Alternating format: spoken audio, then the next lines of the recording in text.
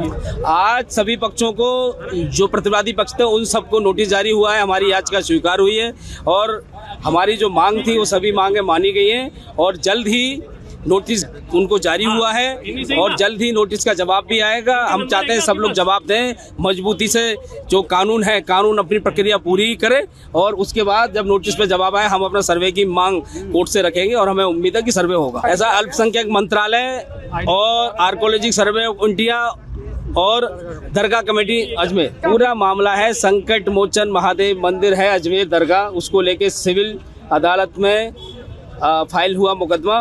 वो लंबे समय 2 महीने से मुकदमा चल रहा है इधर उधर त्रुटि के कारण।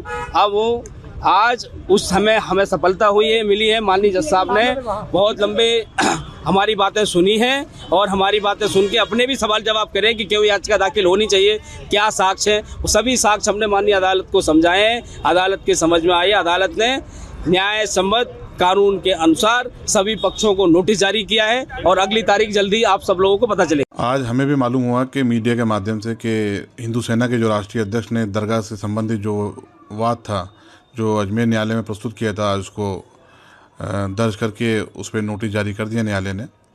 देखिए, इस पर तो ज़्यादा कहना उचित नहीं है क्योंकि एक न्यायिक प्रक्रिया है।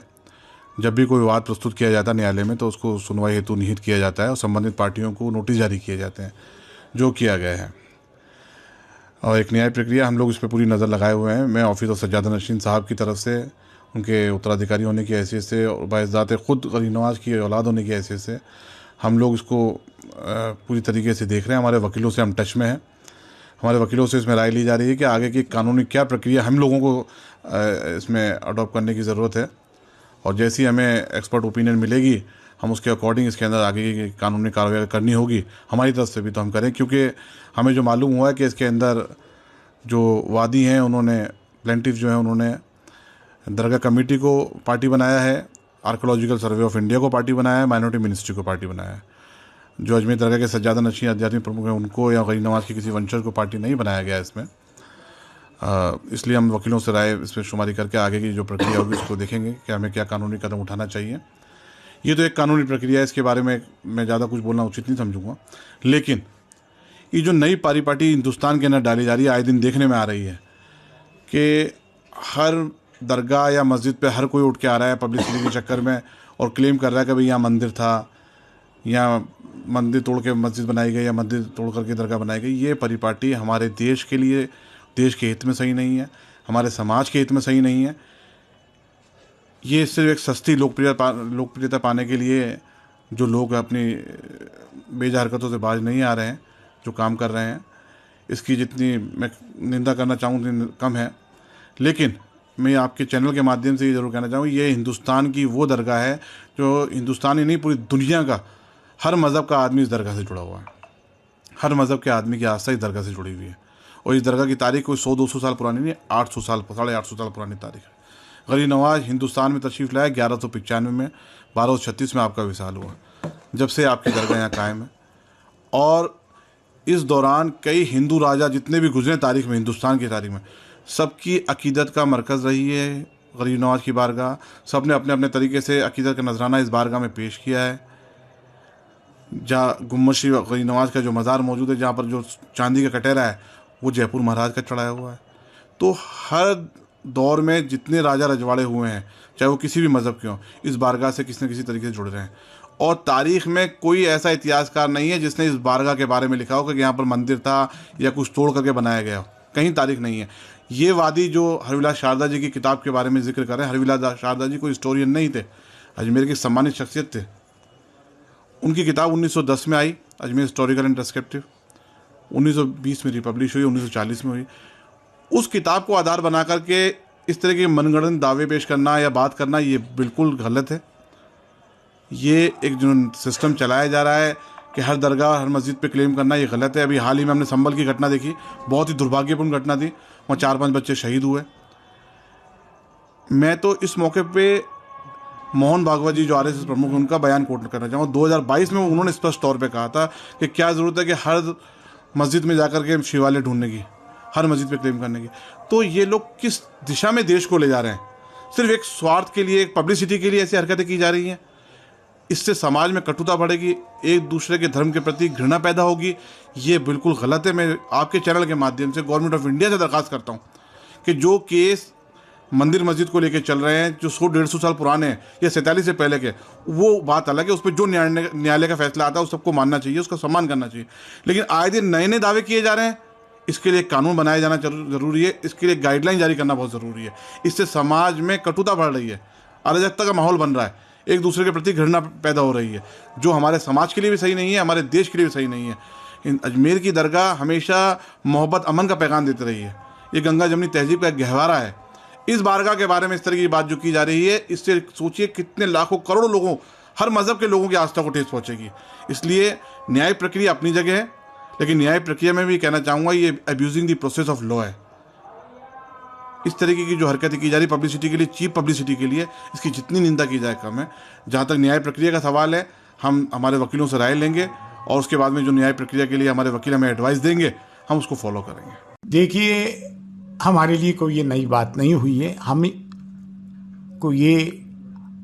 हम एक्सपेक्ट करके चल रहे थे कि पिटीशन जो है मंजूर होगी।